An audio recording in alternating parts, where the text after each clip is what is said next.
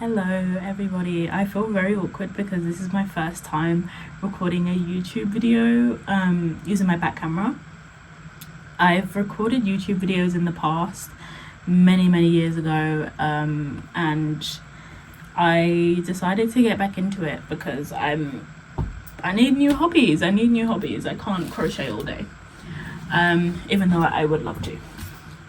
But today I wanted to give my blog a shameless plug by doing some poetry reading.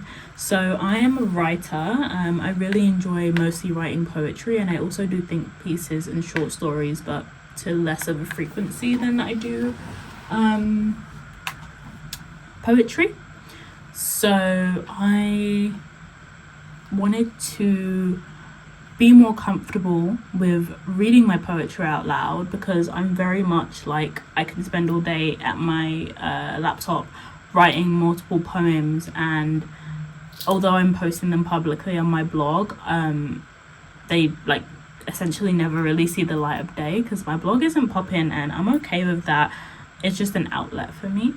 But I just thought it would be cool to read some of my poetry and provide the context for some of the poetry that I've done, what it means to me, and the kind of space I was in when I wrote it.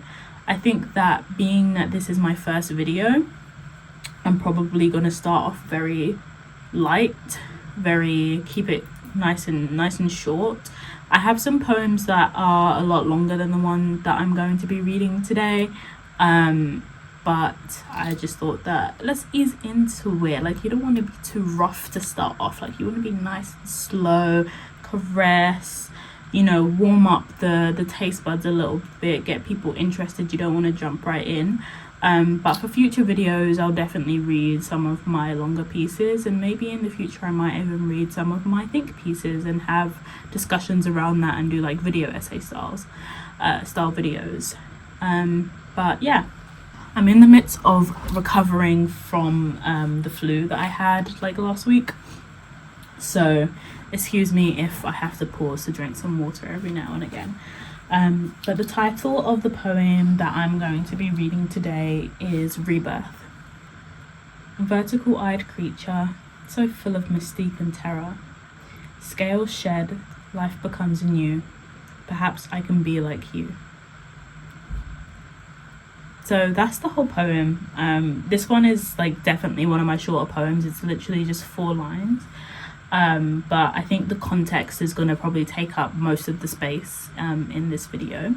And instead of yapping, I'm going to get right into it. So this poem was inspired by a film that I recently watched when I was on the plane a couple weeks ago, about 3-4 weeks ago now. And the name of the film is Big World. It's a Chinese film that came out last year in 2024, and it's essentially, without getting too much into like the entire plot, just a quick overview. It's about a man with cerebral palsy who essentially is like navigating the challenges of ableism and experiencing suicidality as a result of the ableism that he's experiencing from people in his life.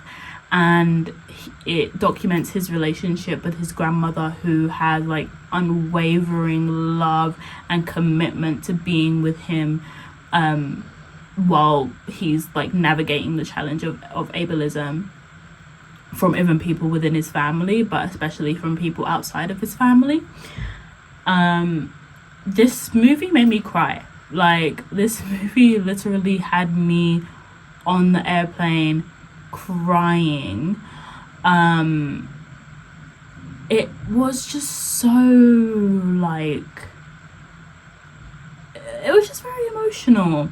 I think it wasn't necessarily emotional because of the fact that the protagonist had cerebral palsy. Like, there's nothing necessarily inherently emotional about like watching a disabled person on screen.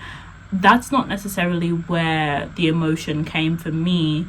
I think that it more so came from the fact that a big part of the protagonist's like character is that he is a writer, And I feel like I'm getting emotional talking about it now.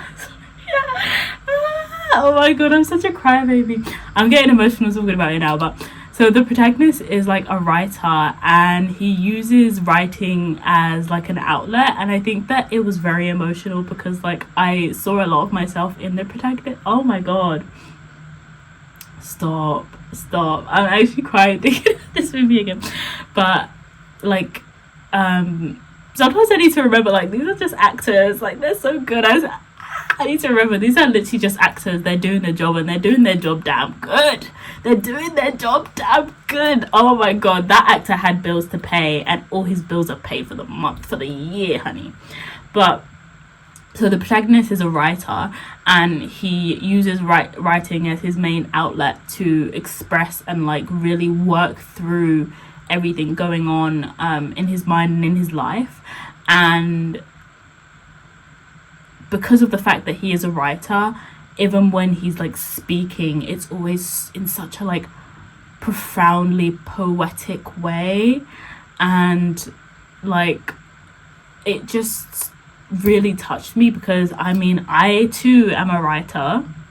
Hello, I too am a writer, and I really just resonate with that like use of writing being your main outlet to be able to actually like work through everything going on in life. But what was particularly emotional for me in the movie, and I think the part where I probably like cried the most, was there's like a kind of subplot of like a romantic interest in the movie, and in conversation with that romantic interest, he says the quote, "Why can't people be like cicadas? Every time it sheds a shell, it gets a new life." I was bawling. I was literally bawling at that quote, and I just like, and even just the way that it's done, like cinematically, like all the choices are obviously very, very intentional. It's done in a way that it invokes that emotion in you. So I think that the reason why that quote was so, like, it resonated so strongly with me and it made me feel so emotional is that although my circumstances are vastly different to the protagonist in the movie, I really feel that sense of desire to just shed my current life to be able to like experience a rebirth. And this is something that I've felt for so long, like living with mental illness. It's something that's just so like incapacitating, debilitating. Like it is with me in everything I do, and even when I'm better, it's always just looming. Like I just can't get rid of it, and like it is a part of me, and I understand that. And like, you know, going through treatment has helped me to understand that it's a part of me and it's not something I can necessarily remove from myself.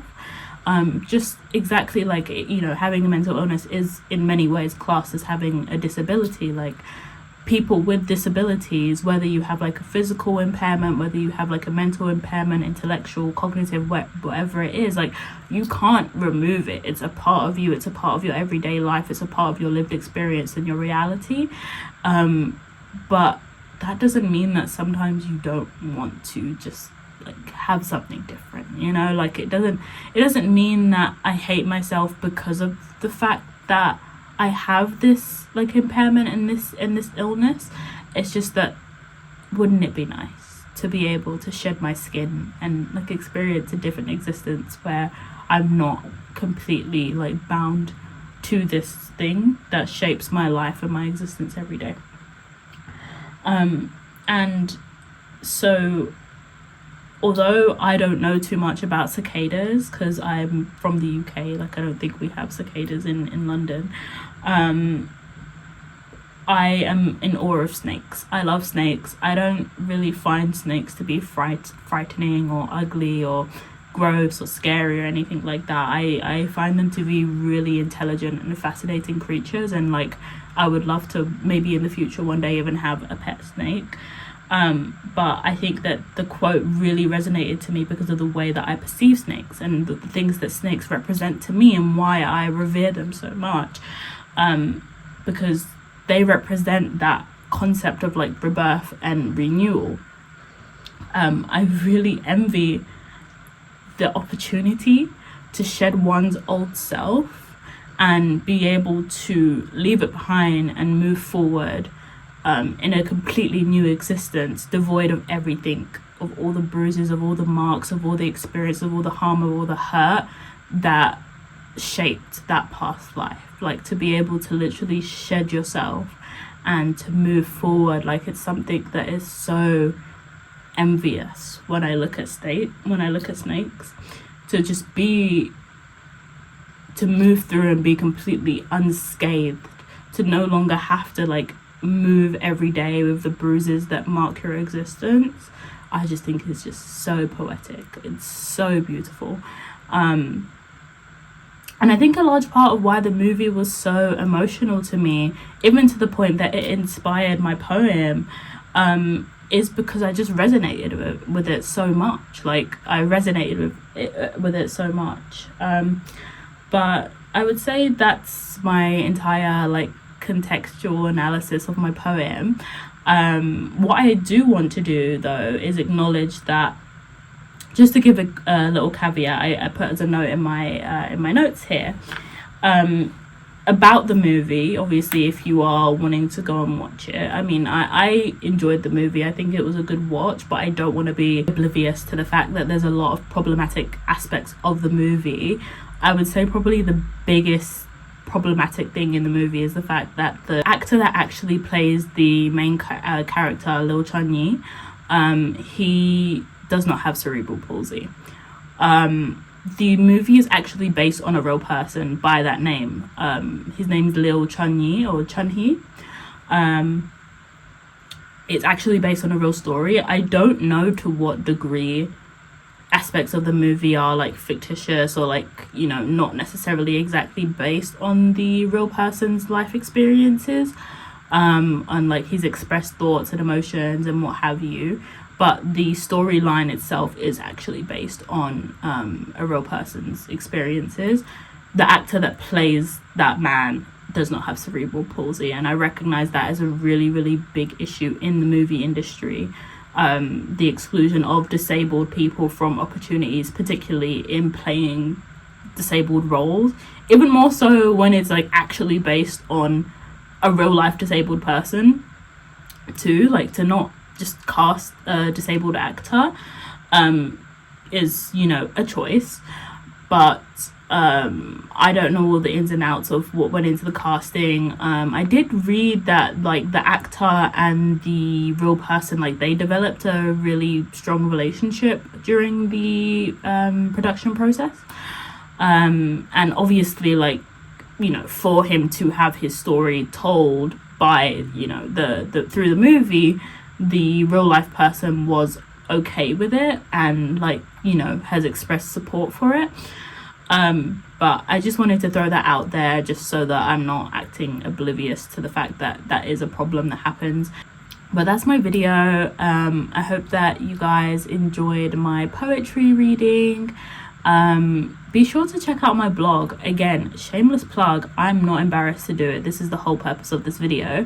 I will leave a link, QR code somewhere on the screen here for my blog, and also I will leave a link to my blog in the description. I don't think I even mentioned the name of my blog throughout this entire video. It's called Musings and Murmurs of a Black Femme. You can find out more about my blog on my blog, and be sure to check out some of my other poetry, and I'll see you all in the next video where I read another poem. Bye. Thank you.